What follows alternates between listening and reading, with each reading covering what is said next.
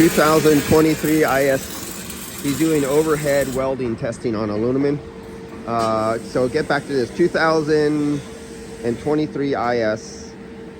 Now, what I didn't get to show you before I started, every car I go on to, even if it's not a repair, this is just remove refrigerant, so he can remove this, so he can replace the sheet metal in the front. But what I always do on every compressor when I can get my hands to it and it has a clutch, I always spin them. Now, when I spun this when it was full of refrigerant, before I started recovering it, it free spinned. I mean, you spun it and it kept spinning a little bit, and it was really, really easy. Well, now I have it down to -16 vacuum, recovering out the refrigerant. Now when I go to spin it, it feels like molasses. It's like really hard. There's resistance, and there's not that something's wrong. What has changed? I made the oil cold.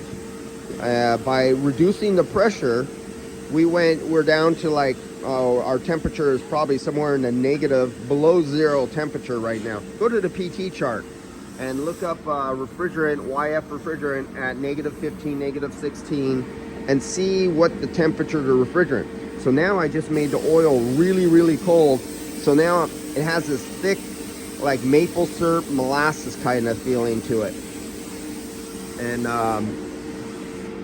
it almost feels like there's pistons dragging. It's a really funny feeling, other than there's no compression, because when you have the variable displacement compressors and you go to spin them, they're usually really easy to spin, and they're really, I mean, you just go like this. Now I have to push to do this.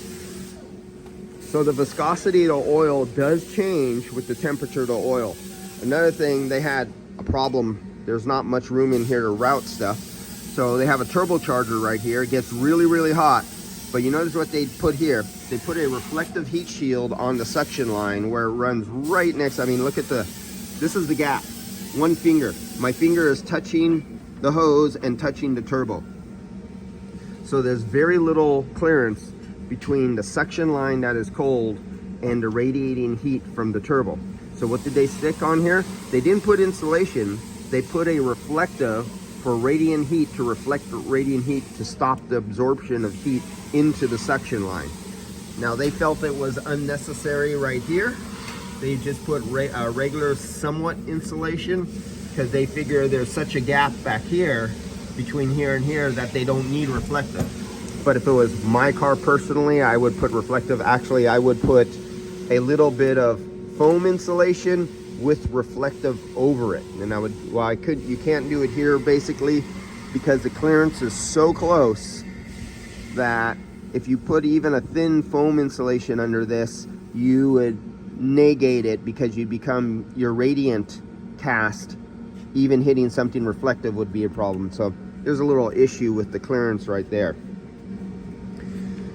2023 and Lexus IS 300.